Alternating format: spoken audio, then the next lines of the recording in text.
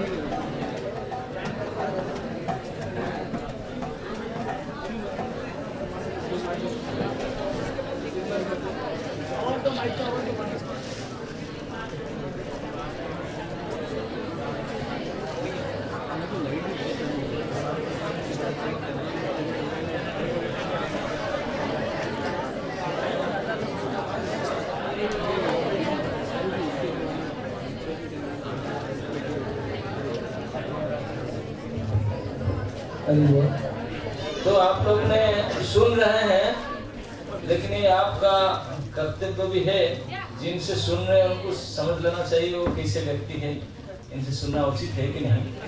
तो मैंने सोचा ठीक है, बार बार बोलते हैं, अपना इंट्रोडक्शन में खुद ही दे देता हूँ।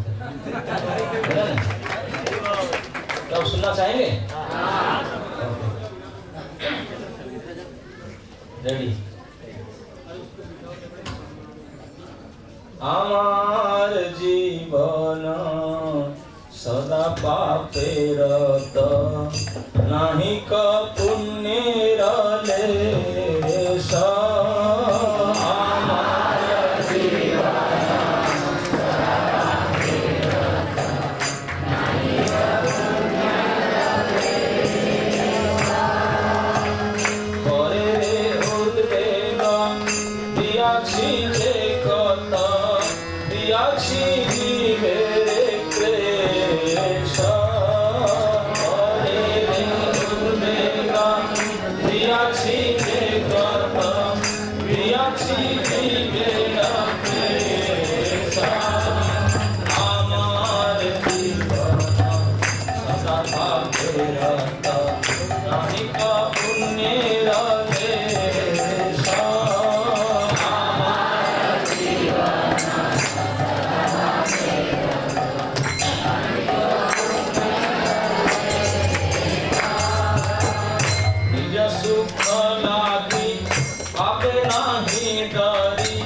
दयाहीन स्वार्थ पर निज सुख लागि आगे नाही डरी। दयाहीन स्वार्थ पर सुखे दुखी सदा मिथ्याभासी। पर दुख सुख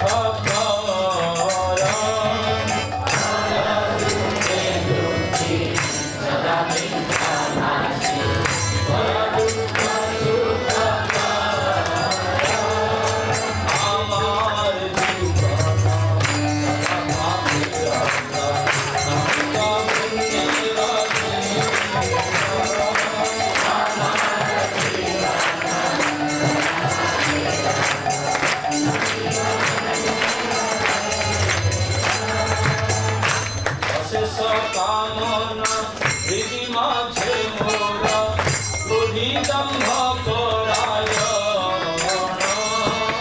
अशेष कामना हृदय माझे मोर बुद्धि दंभ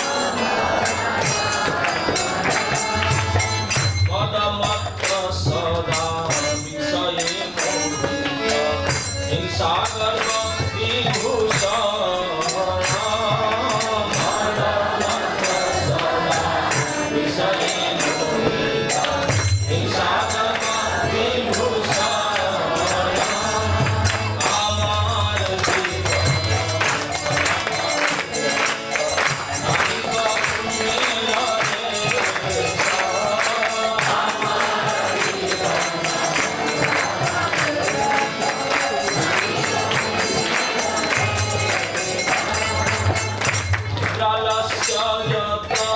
सुखाचे तीरथ अकाचे कुद जोगिया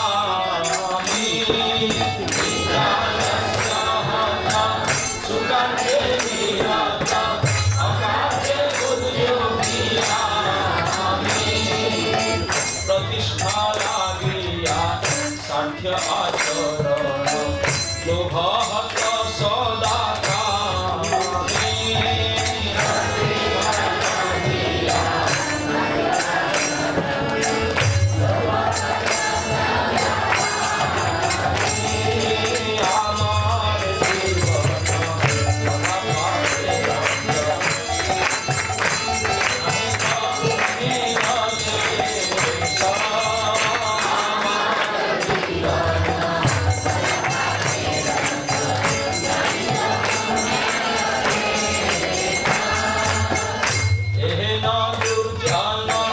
सज्जन वर्जिता अपराधी निरंतर सज्जन वर्जिता अपराधी निरंतर शुभ कार्य शून्य सदा नाना दुखे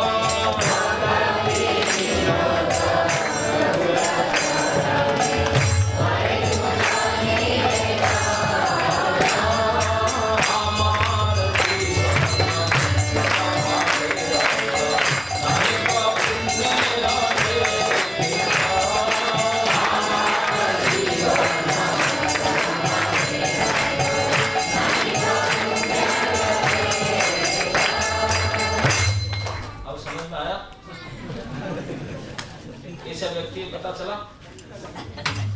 आप सुनना चाह रहे हैं या नहीं? फिर भी समझ नहीं पाए, समझाना पड़ेगा। हमार जीवन सदा पापे रत नहीं का पुण्येर लेशम। हमारा जीवन कैसा है? केवल पाप में ही भरा हुआ है, पुण्य कर्म का तो लेश भी नहीं। कैसा पाप? ना परेरे उद्वेग दिया छिजे कत दिया छी जीवेरे क्लेश। पर मतलब दूसरे को कितना उद्वेग कितना कष्ट दिया हूं उसका कोई हिसाब ही नहीं है। कितने जीव को कष्ट दिया हूं, क्लेश दिया हूं, बहुत बहुत दिया हूं। और निजा सुख लागी पापे नहीं डरी दयाहीन स्वार्थ पर। बोलते हैं मैं ऐसा दयाहीन स्वार्थी हूं और मिथ्याभाषी हूं कि आपने सुख के लिए पाप से कभी नहीं डरता हूं। अच्छा, कभी आप बोलते हैं कभी आप सुखी होते हैं ना, हमेशा दुखी रहते हैं। बोलते हैं कि प्राय समय तो दुखी रहता हूं। क्यों?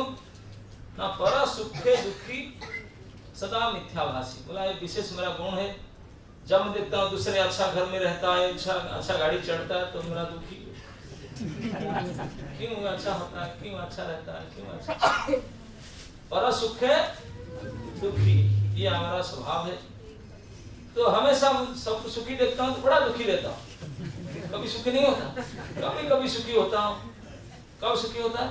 ना बड़ा दुख है, सब दूसरे का टांग तोड़ गया, एक्सीडेंट हुआ, तब थोड़ा सुखी होता हूँ, हमेशा होता नहीं है। सदा मिथ्याभासी, अनंत प्रकार की सांसारिक कामना से मेरा हृदय भरा हुआ है। मैं विषयों की मद से प्रमत्त हूँ तथा हिंसा और गर्व मेरा आभूषण है। निद्रा एवं आलस्य से ग्रस्त होने के कारण सत् कार्य में मेरा लेस मात्र भी रुचि नहीं होती, परंतु दुष्कर्म में मेरा मन स्वतः ही रम जाता है। मैं परम कामी हूँ, दूसरों से प्रतिष्ठा प्राप्त करने के लिए कपटतापूर्ण व्यवहार करता हूँ। हे प्रभु, मैं ऐसा दुर्जन हूँ कि वैष्णव का संग तो मैंने कभी किया ही नहीं, अपितु निरंतर मैं उनके चरण में अपराधी करता रहता हूँ। मेरा अनर्थग्रस्त मन शुभ कर्म को त्याग कर केवल पाप कर्म में ही लगा रहता है, जिसके फलस्वरूप नाना प्रकार के दुख से जर्जरित हो रहा हूँ। अभी श्री चरण में अपना दुख निवेदन कर रहा हूँ। प्रभु, अब तो वार्धक्य उपस्थित हो गया है, इससे बचने का कोई उपाय भी नहीं दिख रहा है। मैं ऐसे भी अकिंचन हूँ, सब घर परिवार मुझे छोड़ दिए हैं। अभी आप संभालिए, ये एप्लीकेशन आपके सामने। अभी आप समझ गए थोड़े बहुत, अब बताए सुनना चाहते हैं कि नहीं? फिर भी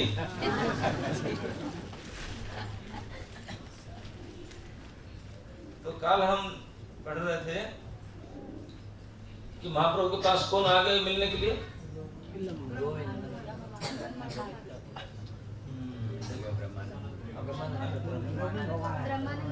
करेक्ट, ब्रह्मानंद भारती है ना? नहीं, ब्रह्मानंद भारती से कपड़ा बदल दिए। अब ब्रह्मानंद भारती अपना एक्सपीरियंस बताते हैं कि ये क्या हो गया। मैं आजन्म निराकार ध्यान किया हूँ शंकर संप्रदाय के सन्यासी, लेकिन ये क्या आज में कृष्ण कृष्ण दिखाई पड़ता है। बोलते कृष्ण नाम स्फुरे मुखे मन नेत्रे कृष्ण। मुख में कृष्ण आता है, मन में कृष्ण चिंतन होता है, नेत्र में कृष्ण दर्शन होता है। ये क्या? और आपको ही देखता हूँ कृष्ण दिखाई पड़ रहा है। अब तो गोरे गोरे है लेकिन सांवले बांसुरी वाला दिखाई पड़ रहा है मुझे। बोलते मेरा क्या दशा हो गया। बिल्लो मंगल कैलो जिथे दशा अपनार, यहाँ देखी सही दशा हैला हमार। बिल्लो मंगल को, बिल्लो मंगल ठाकुर की जैसे दशा हुआ था, मेरा भी ऐसे दशा हो गया। बिल्लो मंगल ठाकुर ने अपने भजन में एक रचना किए हैं, वो कहते हैं अद्वैत विधि पथिकैरुपास्य स्वानंद सिंहासन लब्ध दीक्षा सठेन केनापि वयं हटेन दासी कृता गोप वधू विटेन। बिल्लो मंगल ठाकुर कहते हैं मैं तो अद्वैत विधि, अद्वैत के रास्ता निराकारवादियों में बड़े उच्च महात्मा था। निराकारवादियों में वो सब मुझे बहुत रिस्पेक्ट करते थे, बड़े संत था निराकारवादियों में, अद्वैत में, अद्वैतवाद में। और स्वानंद सिंहासन लब्ध दीक्षा, इसी प्रकार आपने निर्वाण प्राप्ति की, आपने आपको इस चीज प्राप्त करने के लिए स्वान आनंद अनुभव करने में जो दीक्षा है अद्वैत मार्ग की, वो दीक्षा प्राप्त कर लिया था। लेकिन क्या हो गया? सठे न, सठ मतलब चीटिंग करके। कौन चीटिंग किया? सठे न केनापि वयं हटे न, बोले मेरे से धोखा करके कैसे भी कैसे हट करके। कौन? नहीं, गोप वधू बीटे न, ये गोप बालाओं गोपियों के साथ मजाक करने वाला एक लड़का ग्वाला मेरे साथ ठग करके मुझे तो दासी बना लिया। बताओ, मैं कितने बड़े महात्मा था, मुझे उनका दासी बना दिया जबरदस्ती। अब मैं क्या करूं? वो भी यही बात कहते हैं महान, मेरा क्या हो गया? मैं आज उन्हें ध्यान कर रहा था, अब मेरा क्या हो गया?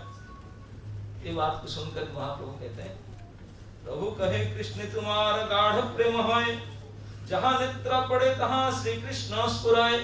बोले समझ गया, आपका कृष्ण में तो बहुत लगाव है, गाढ़ प्रेम है, इतने प्रेम है इसलिए जहां जहां नेत्र पड़ता है तहां कृष्ण ही दर्शन होता है आपका। कितने उच्च कोटि कृष्ण भक्त है। कृष्ण भजन में इतने किया ही नहीं, मुझे इतने बड़ा कृष्ण भक्त कहता है। तो उन्होंने भट्टाचार्य पूछे भाई मेडिएटर बताओ ये क्या बात ऐसे कर रहे हैं? भट्टाचार्य कहे तुम्हारा सुसत्य वचन आगे यदि कृष्ण देना साक्षात दर्शन। तो सार्वभौम भट्टाचार्य मध्यस्थ थे, वो बोलते हैं कि दोनों की बात सही है, भाई उनको कृष्ण दिखाई पड़ रहा है बोल रहे हैं, लेकिन कृष्ण अपना दर्शन नहीं देंगे तो उनको कृष्ण कैसे दिखाई पड़ेंगे? तो कृष्ण सामने खड़े होकर उन्हें दिखाते तो उन्हें दिखाई पड़ेगा ही। मतलब भट्टाचार्य क्या कहते हैं, बोलते ऐसे दिखा के, तो कृष्ण जब सामने खड़े होकर दिखाएंगे तो कैसे नहीं दिखेगा? किसको दिखाना है? महाप्रभु बता रहे, कृष्ण खड़े होकर दिखा रहे हैं, उनके सामने खड़े हैं तो कैसे नहीं दिखेगा हमको? तो महापुरुष बात सुनकर बोलते हैं प्रेम बिना कबू न है तारा साक्षात्कार, इहार कृपित है न दर्शन तिहार। बोले प्रेम के बिना कृष्ण के साक्षात दर्शन तो हो ही नहीं सकता, और प्रेम भी उनके कृपा के बिना हो ही नहीं सकता। तो ले दे करके कृष्ण की कृपा उनके ऊपर, जिसके ऊपर हो चुका है, उन्हीं को कृष्ण के दर्शन होगा। तो उन्होंने किए हैं कृपा, तब किस दर्शन हो रहा। इसी बात को सुन करके महाप्रभु अपने अंगुली द्वारा अपने कान में हाथ दिए, हाथ देकर कहते हैं प्रभु कहे विष्णु विष्णु की कह सार्वभौम। ये विष्णु विष्णु विष्णु ये क्या कह रहा है सार्वभौम, आप क्या बता रहा है? अति स्तुति है निंदार लक्षण, ये बहुत ज्यादा स्तुति कर रहा है। मुझे कृष्ण बोल रहा है, मैं कहाँ तुच्छ जीव हूँ, मुझे कृष्ण कह रहा है। राम राम राम, ये ज्यादा स्तुति नहीं करना है, निंदा हो जाता है। अति स्तुति निंदा के लक्षण होता है।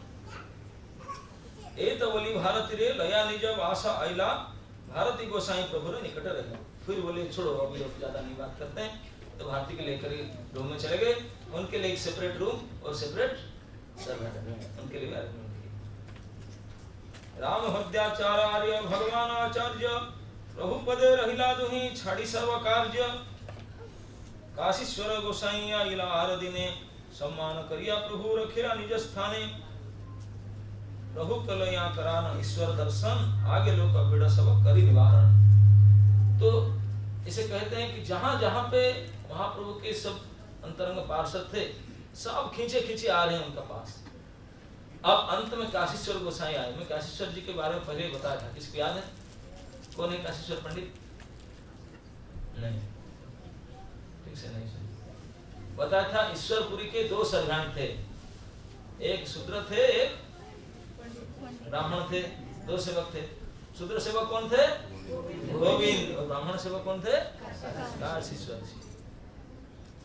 ये दोनों ईश्वरपुरी जो महाप्रभु के स्पिरिचुअल मास्टर है, गुरु जी हैं, उनके सेवक थे, निजी सेवक थे। उनके सिद्धि प्राप्ति के समय में दोनों को बोले कि आप जाओ कृष्ण चैतन्य की सेवा करो। तो जो ब्राह्मण सेवक थे काशीश्वर पंडित, तो बोले मैं तीर्थ करके पहुंचूंगा।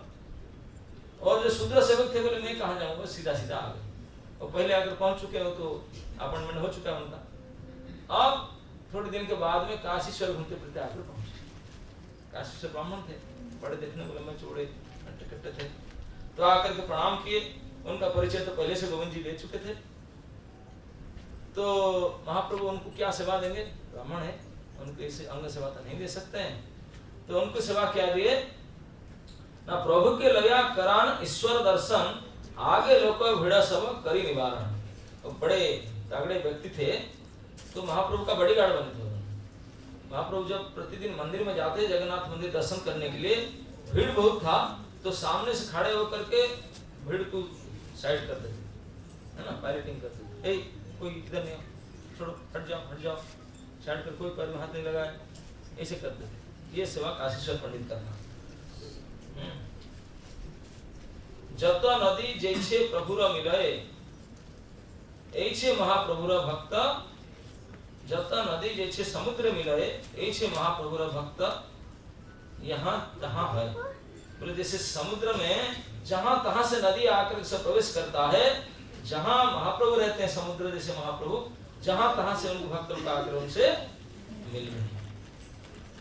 सबे आसी मिलिला प्रभु रसी चरणे, प्रभु कृपा करी सभा राखिल निज स्थान। तो ये जो कहते हैं कि ब्रह्मानंद भारती कि बिल्व मंगल जैसे मेरा दशा कर दिया। आप बिल्व मंगल को जानते हैं? कौन है? क्यों ऐसा नाम देते हैं कि इनका दशा ऐसा हो गया? बिल्व मंगल ठाकुर आज से लगभग कुछ हजारों साल पहले की बात है, 2000 से ऊपर साल की बात है, दक्षिण भारत में प्रकट हुए थे। तो बड़े कुलीन ब्राह्मण थे। कहा जाता है कि उनका नाम हल्लोड़ मिश्र था, मिश्र ब्राह्मण थे। तो उन्होंने कुलीन ब्राह्मण होने के नाते शिक्षा दीक्षा पाठन पाठन सब किए थे और व्यस्त भी थे, विवाह भी हो चुका था उनका। लेकिन युवक अवस्था से विवाह होने के बाद में उनका घर जहाँ था, उनके गांव के पास में नदी था। नदी के उस पार एक गणिका प्रोस्टिट्यूट रहती थी जिसका नाम था चिंतामणि। उनके प्रति बड़ा लगाव हो गया था, तो प्रतिदिन लगभग वहीं जाया करते थे। तो इस बदनाम के कारण समझाते समझाते दुखी हो करके उनके पिता गुजर गए। तो पिता गुजर गए, लेकिन फिर भी शायद समझ ले, मान ले, कुछ करें, नहीं माने। तो उनके पत्नी भी समझाने लगी, क्यों बड़ी प्रयास करती थी, बड़े गुणवती स्त्री थी, उन्होंने बहुत प्रयास की, लेकिन उनके साथ ऐसे दुष्टतापूर्ण व्यवहार किए, ऐसे आचरण किए, उन्होंने दुखी होकर के जाके सुसाइड कर डाली। अभी पिताजी का देहांत हुआ है, हाल में काल हुआ है। अब दूसरे दिन पत्नी भी आत्महत्या कर डाली, नदी में जाकर कूद गई। फिर भी उन्होंने मान नहीं रहे, जाते रहते। जिस दिन पिताजी का क्या होता ना, आप 10वां दिन ना 12वां दिन कब करते हैं? 12वां दिन, 10-12 दिन जो करते हैं फाइनल फ्यूनरल सेरेमनी, श्राद्ध कर्म क्रिया आदि करते हैं। उसी दिन उनको पता चला था चिंतामणि की। वो बोला, भाई आपका 10 है, आज तो तुम पिताजी के लिए कर्म करके तो आओ, आज रात घर में रहना, कल से आना, आज छुट्टी हो जाए। उन्होंने भी समझाकर भेज दी। तो आए, बोले वो क्या करूं, उन्होंने बोले सब बोले, तो वापस आए घर में आ करके सब जो क्रिया कर्म करना था कि कोई तो है नहीं, पत्नी भी नहीं, कोई नहीं है। शाम के समय से जैसे पूरा कार्य हुआ और शाम होने से पहले से उठ पड़े, लेकिन खूब बारिश हो रहा था। और क्या करे, ये काम करना, इधर करना, इसे देखते देखते बारिश आया तो घोर अंधकार हो गया, शाम हो गया। ऐसे अंधकार में अब चिंतामणि को पता थे आज तो नहीं आएंगे, छुट्टी है, लेकिन उनको सहन नहीं हुआ। वो जाने के लिए इतने व्याकुल हो गए, घोर अंधकार है, बारिश हो रहा है, रात्रि लेट नाइट हो चुका है, फिर भी निकल पड़े घर से। बिजली चमक रहा है, घनघोर बारिश हो रहा है, अंधकार के बीच में निकले घर से। और इतने बारिश से वो नदी पूरा पानी भर करके दोनों साइड से बहुत उतार तरंग से पानी बह रहा है, पूरा भरा नदी है। अब नदी में जा पहुंचे, मिडनाइट में तो कोई नौका नहीं, कैसे पार होंगे नदी, नौका नहीं। लेकिन इतने काम से अंध हो चुके हैं, कुछ दिखाई नहीं पड़ता। बोले ये साधारण अंधा जो ब्लाइंड है, उनसे भी और पावरफुल अंधा होते हैं वो, उसमें जो अंधा होता है। तो उन्होंने सोचे क्या करूं, नदी में कूद जाऊं, कैसे तैरूं, कैसे जाऊं, तैर नहीं पाऊंगा, बहुत लंबा चौड़ा भारी स्रोत चल रहा है, कैसे भी कैसे कूद ही पड़े। बोले मरूं चाहे जो हो जाए, और कूद पड़े नदी से, नदी में कूद पड़े, डूब के मर रहे थे, बह जा रहे थे, बह करके मरने जा रहे थे। हठात देखे कि सामने कुछ एक बह रहा है, तो पकड़ लिए उसको, पकड़ लिए। मरते समय में जैसे व्यक्ति किसी को पकड़ता है ना, पूरा कस करके पकड़ के टाइट के, तो एक लाश था, सड़ा हुआ लाश, 7-8 दिन पहले तो मरा था, अभी फूल करके पक करके, जो डेड बॉडी कोई नदी में पानी में कूदता ना, तो तुरंत नीचे डूब जाता, तुरंत नहीं ऊपर उठता। 4-6 दिन के बाद में जब फूल जाता है, बिल्कुल पक जाता, तब जाकर ऊपर उठकर बहता है।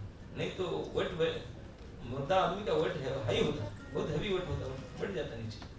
तो बिल्कुल लाइट हो चुका है, जो फूल करके बिल्कुल सड़ चुका है, वो सामने बह रहा था। उसी को बोले अरे तो साधारण हो गया, मुझे उसी को पकड़ लियो। पकड़ करके हाथ में से पानी चलाते तुरंत नदी पार हो। मालूम है कौन था वो लाश? हाँ, उन्हीं के सीमे का, हाँ, वही सड़े हुए उनका लाश लेकर जा रहा था, कोई भी अंत में उनको पार कराया, और वो भी नहीं देख पाए अंधकार रात में। इसे सड़े हुए लाश को पकड़ करके नदी पार कर ली, बहता हुआ नदी पार करके कीचड़ में, कादा में ऐसे लोटपोट होकर के बारिश में फिर भागे और जा करके चिंतामणि के घर के पास पहुंचे तो देखे थे उनका दीवार और घर बंद है। वो तो पता था आज नहीं आएंगे, तो कबाड़ बंद करके वो तो घर में सोइए, और रास्ता बंद, दीवार सब गेट बंद। गेट के चारों तरफ 3-4 परिक्रमा किए। अब किधर कैसे जाएं दीवार पे देखे कि एक साइड में दीवार के नीचे, पाचेरी के नीचे एक चूहा का होल था, और चूहा को खाने के लिए एक सांप वो दीवार से ऊपर से नीचे आकर के उनका मुंह इसमें फंसा था। वो जो होल है ना, चूहा गर्त में मुंह फंसा था चूहा खाने के लिए। वो अपना ड्यूटी बिजी था, और उनको तो अंधे को दिखाई नहीं पड़ा कि वो सांप रस्सी लगा हुआ पकड़ लिया सांप। आप जानते हैं, आप तो सांप को पकड़े नहीं होंगे, स्क्रीन शॉट नहीं। सांप को अगर पकड़ ले तो बहुत सख्त हो जाते हैं, बहुत टाइट हो जाएगा, बिल्कुल हुक की तरह बन जाएगा। अब पकड़ के चढ़ गए, सांप को पकड़ कर, सांप बेचारा मुंह में चूहा लिया था कुछ का वो भी बेचारा ऐसे कंडीशन में था, वो भी अक्सर नहीं तो पकड़ करके सांप को दीवार पर चढ़ गए, चढ़ के लेकिन दीवार पर बैठे, लेकिन इतने भाग करके आए थे, पूरा कीचड़ में, पानी में, शरीर के सारा सड़ा हुआ सब दुर्गंध हो रहा है। बैठ करके दीवार पर बैठे, लेकिन बैठ नहीं, छोटा सा पतला दीवार था, बैठ नहीं पाए, यहाँ से गिर पड़े, दुम इस तरफ गिर करके सेंसलेस हो। अरे इतने भारी आवाज हुआ, वो तो सीधा उन्होंने क्या हुआ रात में, दरवाजा खोल करके बत्ती जला कर आके देख रही कि तो वही गिर के पड़े। तो उठा के ले करके उनको साफ सुथरा करके और फिर उनको चेतना में लाया और गाली दिया, बोला कैसे आदमी है, तो बोला था नहीं आने का, ये क्या करे, कैसे आगे पता नहीं चला, नदी इतने भरा हुआ है, रात में नौका ने कैसे पार हुए, पता नहीं, साधन मिल गया मुझे, साधन मिल गया, जाके पता लगाया साधन था उनकी पत्नी की लाश। अरे उनकी पत्नी की लाश को पकड़ करके पारी होकर आ गए नदी, लेकिन ये कीचड़ में आए तो दीवार बंद था, कैसे अंदर कैसे आ गए, ना रस्सी लगाया था, रस्सी में तो नहीं लगाया था, जाके लाइट लगा देखे तो सर पर है, ये भी नहीं दिखाई पड़ा उनको। इतने अंधकारग्रस्त हो जाते हैं। इस हालत देखकर चिंतामणि ने डांट करके बोली, अगर इस कुत्सित पापी शरीर के प्रति इतने लगाव, इतने आसक्त है, न जाने इससे 10वां हिस्सा कि सैकड़ों हिस्सा अगर भगवान के प्रति इतना लगाव होता, शायद आपका बेड़ा तो पार हो गया। इस बात को सुन करके उनको लगा चिंता में मुझे डांट रही, घर वाले तो सब गए, पिताजी के साथ प्रिया पत्नी गए, सब गए, लेकिन वो भी ऐसे कह रहे सही ब्राह्मण थे, कोई ब्राह्मण पता तो था, शास्त्र ज्ञान था, सही में ये क्या करना, इतने घोर पाप भगवान भर नहीं लगाता है। अरे ठीक, तूने बोली कि इतने लगन होता तो भगवान मिल जाते, ठीक, आज से मैं कसम खा रहा हूं, आज से कोई परिवार नहीं, आप नहीं, कोई नहीं, आप जो मुझे ज्ञान दिया, जो मुझे दिग्दर्शन दिया, इसी को लेकर मैं अभी से चल पड़ा, वहीं से चल पड़े। अब सुबह होने ही हुआ ही नहीं था, निकल पड़े, अकेले चल दिए, चलते चलते चलते चलते गए और जा करके किसी से दीक्षित हुए, कृष्ण मंत्र से दीक्षित होकर के सेवा किए, और फिर उन्होंने बोले कि भाई कृष्ण तो प्राप्ति तो ब्रज में होते हैं, ये कृष्ण के लाश लिए, तो वृंदावन जाने के लिए बातुल होकर के चल पड़े, दक्षिण भारत से पैदल में चलते चलते चलते आकर के महाराष्ट्र पहुंचे। महाराष्ट्र में आप शायद गए होंगे, एक जगह है जहां पर एक घटना हुआ था, इस जगह का नाम है सतारा, सुने आपने, जहां पर कृष्ण बन्ना नदी है, वहीं पर अभी भी लोगों का आश्रम मिलेगा, आपको जाकर देखिए, 8 से कुछ हजार साल पहले का घटना है। वो पेड़ अभी भी उस घाट है सतारा गांव में, वहां आकर पहुंची से रास्ता में आ रहे थे, वहां बैठे, बैठ करके स्नान किए, पेड़ के नीचे बैठे थे और कृष्ण के चिंतन कर रहे, थोड़ा थकान हो जाए फिर उठकर चलेंगे। इतने ही समय में दोपहर का समय था, थोड़ा धूप में बैठ करके पेड़ के नीचे, पेड़ अभी भी विशाल पीपल वृक्ष है, उसके नीचे बैठ करके कृष्ण गंगा के किनारे बैठे थे। इतने में देखे एक वणिक था उस गांव में, उनका पत्नी वहां स्नान कर रही थी, और उस दिन उनका दिन था, एक वस्त्र में स्नान कर रही थी, तो उसको देखे, नजर पड़ा, स्नान करके धूप में स्नान करके अकेली और जा रही थी। जैसे स्नान करते समय उनकी नजर पड़ा, पता नहीं वो दबा हुआ काम फिर भड़क गया। अभी तक तो कई साल ठीक था, गाड़ी ठीक ठाक चल रहा था, अभी बिगड़ गया, सारे पहिया इधर उधर हो गया। अब सडन एक्सीडेंट, आप देख के भड़क गया, तब तो गया कृष्ण चिंतन भजन मनन सब, आप वही आ गया। अब देख करके अब तो देखने लगे उसको, उनको पता नहीं, वो भी देखे कि कौन व्यक्ति है, बाबा जी से लग रहे हैं, लेकिन मेरे और क्यों घूर घूर देख रहे हैं। उनको भी बड़े शर्म लगी, तो उन्हें स्नान करके चुपचाप अपने घर की ओर चली। लेकिन ये जैसे चली, उनके पीछे पीछे वो भी उठकर चलती। आप भूल गए सारे वृंदावन जाऊंगा क्या, उनके पीछे पीछे वो भी चलती। वो गए जाकर के अपने गांव के अंदर अपने घर में प्रवेश की, वो भी जाके घर में अपने घर के गेट के सामने बैठ गए, गेट बंद कर दिए, गेट के सामने बैठ गए, अपना बैठे रहे। वो जाकर के पति को बताए, ये कहाँ से एक आदमी मेरे पीछे पीछे कर रहे हैं घाट से, तो समझ नहीं क्या मतलब है। तो जाके जैसे बताया, उनके पति जो व्यवसायी थे और बहुत बड़े भक्त थे, हमेशा भक्त लोगों की सेवा करने में उनका बड़े व्रत थे। तो उन्होंने बाहर आकर जब देखे चिता चित्ते ने लगाए हुए, दिखे भक्त है वो तो लगभग संन्यास लेकर के वृंदावन जा रहे थे। उनको देख के समझ स्वरूप इनके बड़े भक्त है लगते हैं। आकर प्रणाम किए, बोले क्या सेवा करें आपका, बताइए, निसंकोच बताइए। आप अतिथि है, कोई बिना इन्विटेशन बिना डेट फिक्स में आप आ गए, कोई अपॉइंटमेंट नहीं, फिर भी आ गए, आप मुझे सेवा का अवसर दिए, अब बताइए क्या सेवा करूं, किसी क्या। तो बताना नहीं चाह रहे थे, लेकिन फिर भी जो उन्होंने बाध्य किया, खोल के बता दिए। बोले ठीक, आप इतने पसंद दे रहा हो मेरा सेवा करने के लिए, सेवा करोगे, मैं जो बोलूंगा हाँ बिल्कुल, जो बोलेंगे जो आज्ञा सो। तो बोले ठीक, आपके पत्नी को मेरे हवाले करो। कोई पति ऐसा होगा वही चप्पल उठा करके उनका सेवा करेगा, लेकिन वो ऐसा थे पति, वो वचन लिए थे, वो भक्तों की सेवा करने का उनका व्रत था। तो उन्होंने निसंकोच अवश्य, अगर आपकी यही इच्छा है वही होगा। तो जाकर के स्वयं आपने हाथ से अपनी पत्नी को श्रृंगार करके उनका आदेश दिए, ये मेरा आदेश है, जैसे मेरे प्रति आपका भावना है, जैसे सम्मान है, जैसा है, उससे 10 गुना ज्यादा करके जाओ, उनको मानो, क्योंकि मैं तो भक्त नहीं, वो संत है। संत जब आपको चाहते हैं तो इतने 10 गुना ज्यादा सम्मान भावना के साथ जाओ, ये मेरा आदेश है। मैं घर में रहता हूँ, आप जाओ। तो उनके घर में बुला करके जैसे उनकी मनोवांछा पूर्ण करो। तो उस व्रता थी वो पत्नी, वो फिर सज करके आई, तो उनके घर में बैठाए गए, कमरे में बुला करके मिले होंगे ठाकुर को, तो बैठा करके उनके सामने आई, सामने आकर बैठी, तो उनको देखे, तो अब तक से देख ही रहे थे, अब कुछ समय अंतराल हो चुका था, फिर जैसे आगे श्रृंगार करके, तब तो देखे, देख करके तब तक जो इतने बीच में वो सोच रहे थे, तब ये सामने आ गई।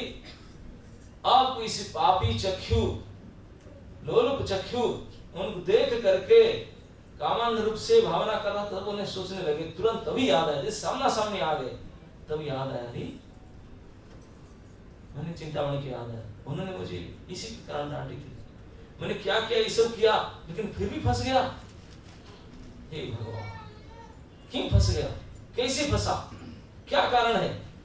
कारण निकाले, एक बदमाश आंख है, ये दृष्टि नहीं पड़ता तब तो मेरा काम चलता, गाड़ी ठीक चला, यही से गड़बड़ हो गया, सारे डाइवर्ट हो गया। तब मन में सोच रहे थे, मन को देख रहे थे, खूब सोच रहे थे, वो भी शर्म के मारे, क्या मुझे बुलाए, सामने में बैठी हूँ, वो कुछ बोलने भी रहे, कुछ क्या बात है, कुछ पानी दूं, कुछ खिलाने पिलाने, कुछ, वो बड़े गंभीर से देख रहे थे उन। फिर बोले, देवी एक आज्ञा पालन करोगी? हमें तो पति का आदेश से आपके प्रति समर्पित हूँ, क्या आज्ञा है आपको? ना ठीक है, आप जो केस बंधन किया है, उसमें जो केस का कांटा लगा था ना, पिन, हेयर पिन, बोले हेयर पिन निकाल कर बोला, हेयर पिन इसमें क्या होगा? तो हेयर पिन लिए उनके सामने, उनको बोले कि आप इस हेयर पिन लेकर के यहाँ को फोड़ दो। वो तो डर गई, बोली बाप रे बाप, क्या ये किसी में कर सकती हूँ, असंभव है। बोले नहीं कर सकती है, ठीक ला मेरे हाथ में। उन्हीं के सामने 2 हाथ में 2 पिन लेकर धड़ास अपना आंखें फोड़ दी, झरझर रक्त बहने लगा ऑन द स्पॉट।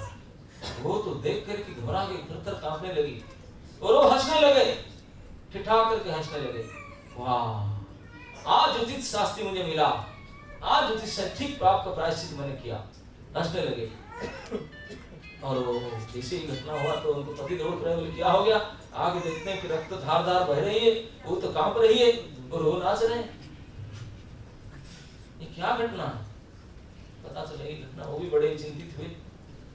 तो बोले प्रभु ये क्या अद्भुत, क्या करना चाहते थे आप? ऐसे बोले, लेकिन इसे काम ना, मैं ठीक किया।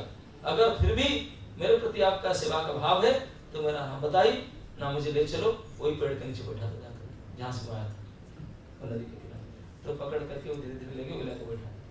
वहीं बैठे बैठे एक लड़ झरता हुआ आंख ले करके भगवान के स्मरण कर रहे। वहीं बैठे बैठे इसी अवस्था में वो जो स्तोत्र है ना, कृष्ण करुणामृतम, वही रचना की। वहीं बैठे तब जाके रचना आता है, पद गान तभी आता है तब ये स्थिति जब होता है। और फिर यही ब्लाइंड आय में वृंदावन तक गए, पैदल में गए। केवल देखना ही चमड़े का आंख से नहीं होता, देखना तो देखना। जा करके यहाँ भजन कर रहे थे और अंतर्दृष्टि से भगवान के लीला के दर्शन कर रहे थे, रो रहे थे अंतर्दृष्टि से, आंख तो फुट गए थे दोनों, आंख कर रहे थे। पता भी नहीं मैं वृंदावन होगी कहाँ, वो भी नहीं पता था। लोग पूछते थे, लोग बोलते हाँ यही है, ये जगह बैठे थे। तो बैठे थे, जा जाकर लोग पूछे कौन है? ये तो कुंज गली है। एक कुंज है? हाँ कुंज है।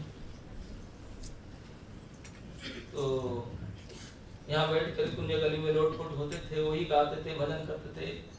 जब कुछ मिले तो खाए, नहीं खाए। एक दिन भूखे से प्यासे पड़े थे, एक व्यक्ति आया, बोला बाबा क्यों खड़ा, चलो भजन करो ना। कौन मेरा मुझे भोजन देगा? तो पकड़ के भोजन दिलाए।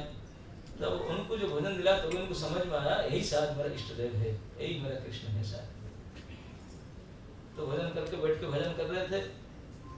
एक दिन की घटना है, तो कुंज में राधा कृष्ण तो नित्य अभी भी आ रहे हैं लीला के लिए, तो लीला कर रहे हैं। उनको तो दिन रात कुछ पता नहीं चलता। क्या दिन कब होता रात को किसी पता चले, सूरज उदय अस्त उनको फर्क नहीं। तो उनको सुनाई पड़ता, जैसे आंख बंद हो जाता ना, कान तेज हो जाता है।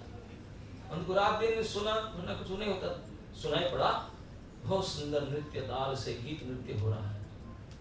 जो गीत नृत्य आवाज सुन करके समझ गई आसपास में नृत्य हो रहा है।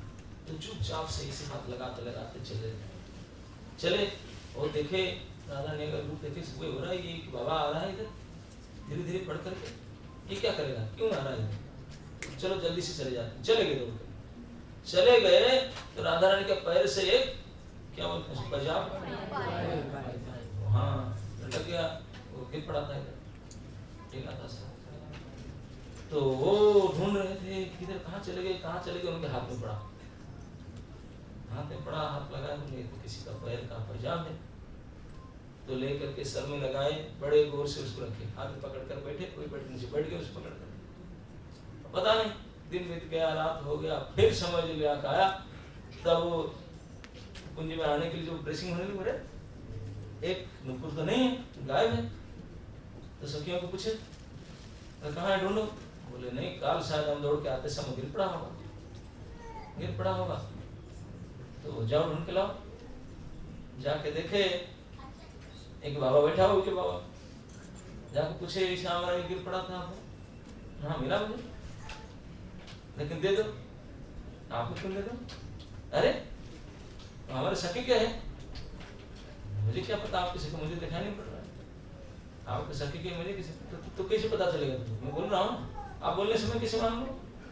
अरे तो नहीं देगा, नहीं अपने फिर ना जिसका है वो आए।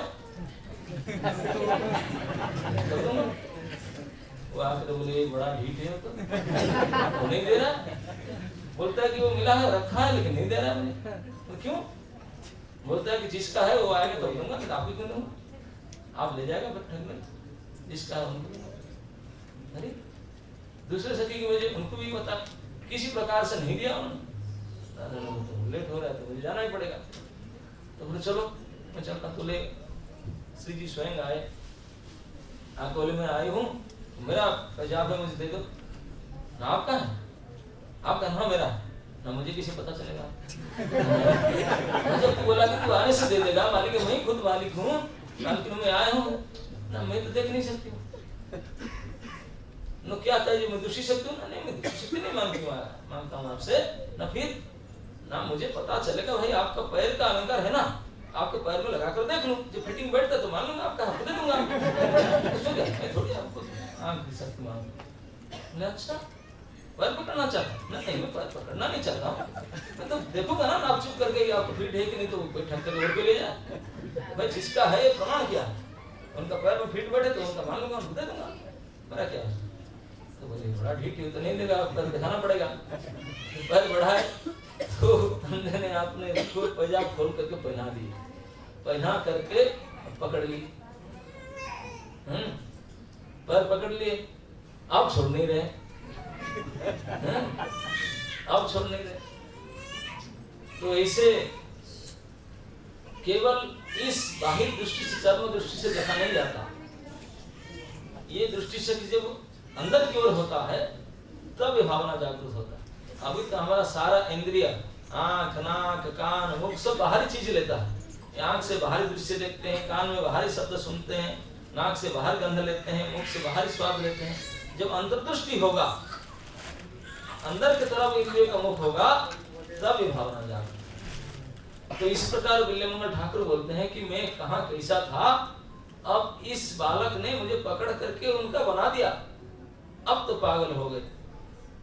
ऐसे महात्मा लोग कहते हैं विल्यमंगल ठाकुर वृंदावन में लगभग 800 साल तक भजन किए, घूमते फिरे अंधे के और उनको मेंटेनेंस कृष्ण करते, प्रतिदिन खिलाना उनके साथ खेल मजाक सब करते, इतना दिन तक। वही बोलते हैं कि मुझे तो जबरदस्ती पागल करा दिया उन्होंने, तो ब्रह्मानंद भारती ऐसा कहते हैं। तो इस प्रकार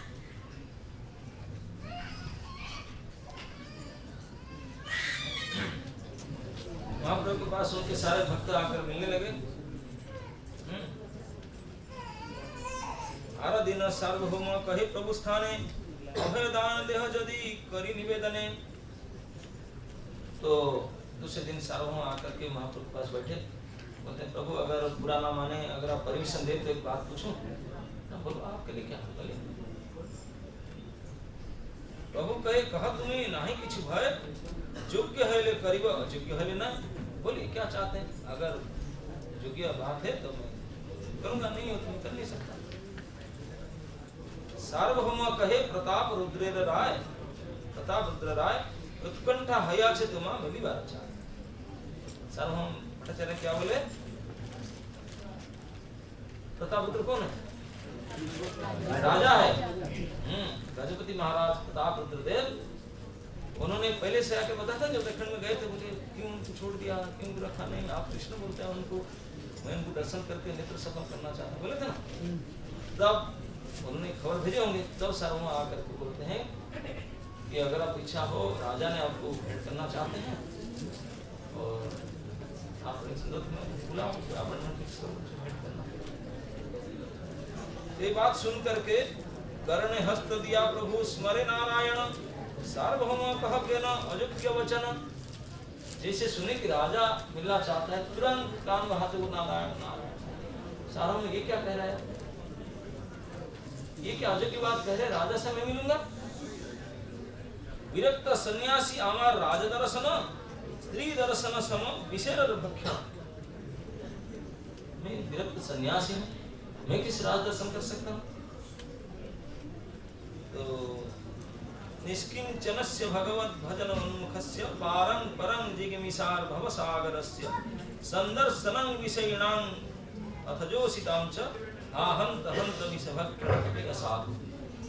इस श्लोक को बोल करके बोले सार्वभौम क्या कैसे मैं दर्शन कर सकता हूँ। सार्वभौम कहे सत्य तुम्हारा वचन, जगन्नाथ सेवक राजा किंतु भक्त तम। बोले आप जो बोलते हैं सही है, आप विरक्त सन्यासी राजा भी सही है, उनसे आप मिलना उचित है, लेकिन प्रभु जी सत्य बात तो है, राजा ये ऐसा जैसा राजा नहीं है, ये राजा तो जगन्नाथ जी के प्रथम सेवक है, भक्तोत्तम है, भक्त में उत्तम भक्त है और जगन्नाथ जी के प्रथम सेवक है। तो उस बात को सुनकर प्रभु कहे तथापि राजा काला सर्पाकार काष्ठ नारी स्पर्श जैसे उपजे विकार। तो महाप्रभु कहते हैं ठीक भट्टाचार्य सही बताए, राजा जगन्नाथ जी के प्रथम सेवक है, भक्त है, लेकिन क्या करूं, ये जो राजा टाइटल है ना वही गड़बड़ कर दिया। आगे ठीक है, लेकिन जो राजा उपाधि लेकर पोस्ट लेकर बैठा वही गड़बड़ है। उदाहरण क्या देते हैं, जैसे कोई सर्प है, एक विषधर सर्प बड़ा खतरनाक दिखने से डरते ना। अब यहाँ बैठे एक सांप निकल जाए, देखना है कि में हाथ कैसे हो जाए, हाथ खाली ना हो जाए। बोले सर्प का केवल नाम सुनते ही सर्प करके बोल दिया, आप देखे नहीं, उठ कर भागेंगे सर्प। अब देखना तो दूर की बात है, सुन कर भाग जाएंगे। बोले नाम और सर्प के आकृति, सर्प जैसा कोई रस्सी फसी पड़ा होगा उसी कलर का, अरे देख करके उसी को हट कर हो जाएगा। बोले सर्प के जो नाम है इतने खतरनाक है, उनके शब्द और उनके आकृति प्रकृति देखकर ही लोग भयभीत हो जाएंगे। तो ऐसे ही यदि वो व्यक्ति अच्छे हैं लेकिन राजा का टाइटल उनके साथ जुड़ा हुआ, इसे खतरनाक है, वो इसे बिगाड़ हो जाएगा। कितना अच्छा उदाहरण है ना।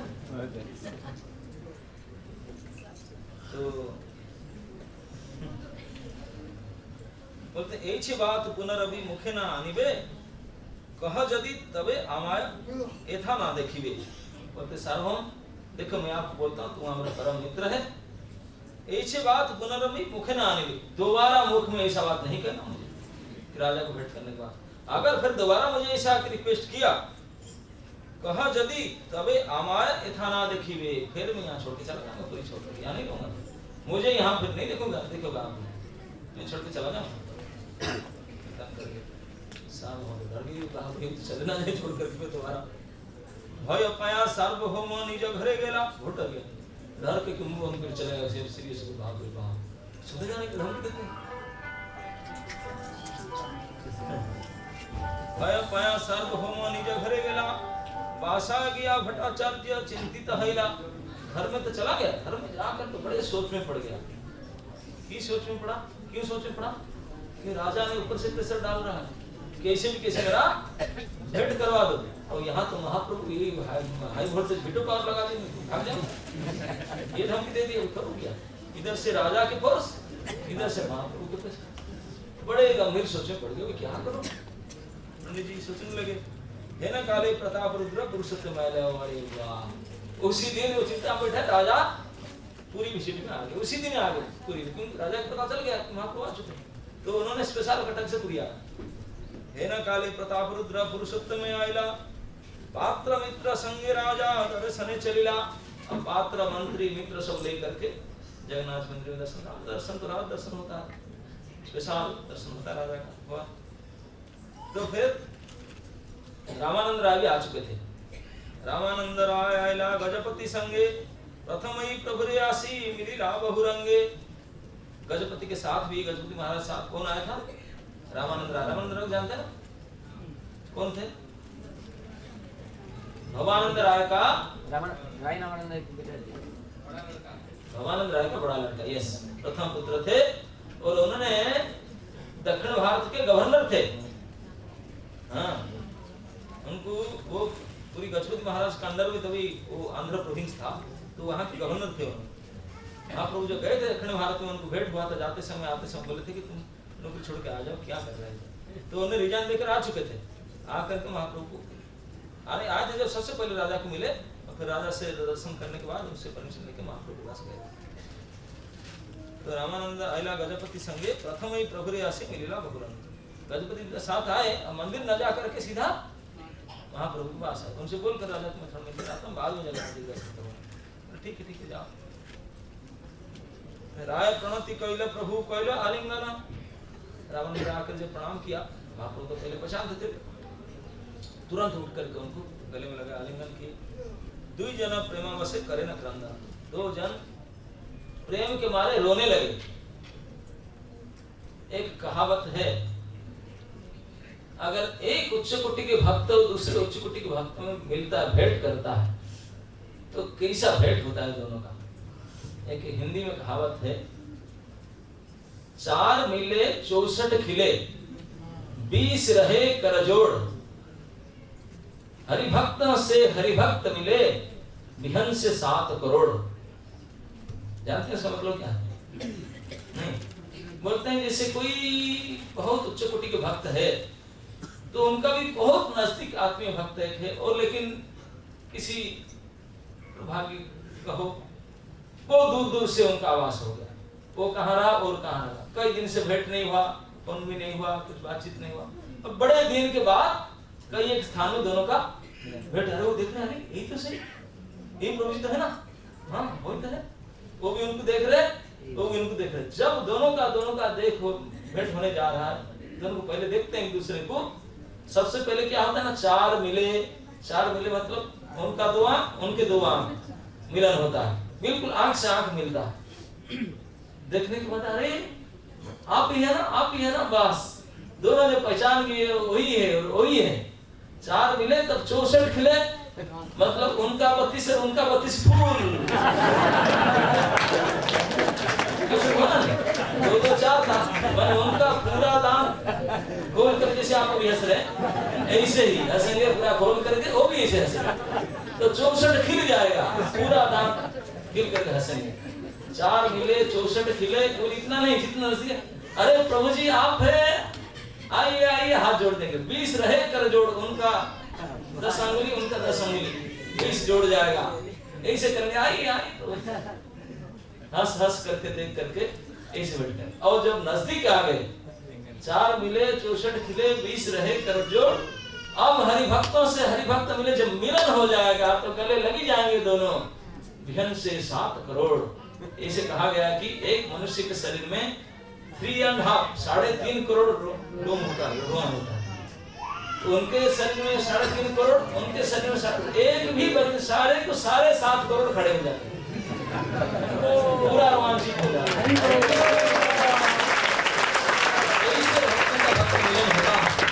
तो ऐसे महाप्रभु रामानंद का मिलन हुआ। मिलन से दोनों रो करके गड़ करके पूरा रोमांचित होकर खड़े हो चुके हैं। तब राय संगे प्रभु देखी स्नेह व्यवहार, सर्व भक्त गणित मने हेला चमत्कार। बाकी जितने भक्त थे, रामानंद को देख रहे, तो परिवार देख रहे, सब आश्चर्य होकर देख रहे।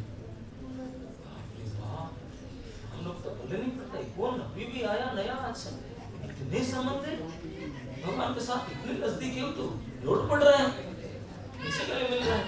सब आश्चर्य होकर देख रहे, दोनों का मिलन। तब रामानंद राय बोलने लगे, राय कहे तुम्हारा आज्ञा राजा के कहिला, तुम्हारा इच्छा है राजा मोरे विषय छड़ाइला। समझ में आया? रामानंद राय कहना शुरू किए, बोले प्रभु जी आपके समय जो मुझे बोले थे ना कि आप आ जाओ, पुरी में रहेंगे साथ में, रिजाइन करके आ जाओ, तो मैंने सोचा राजा एक्सेप्ट करेगा नहीं करेगा, तो मैंने राजा के पास लेटर लिखा कि मैं इसे और नौकरी नहीं करना चाहता हूँ, नौकरी छोड़ करके मैं ज्वाइन करना चाहता हूँ। तो राजा ने पूछा कहाँ जाएगा ना, वो श्री कृष्ण चैतन्य प्रभु जी हैं पुरी में, उनके साथ में रहना चाहिए। बोला आपका नाम सुन करके राजा ने इमीडिएट सैंक्शन कर दिया, बोला ओके गो अहेड।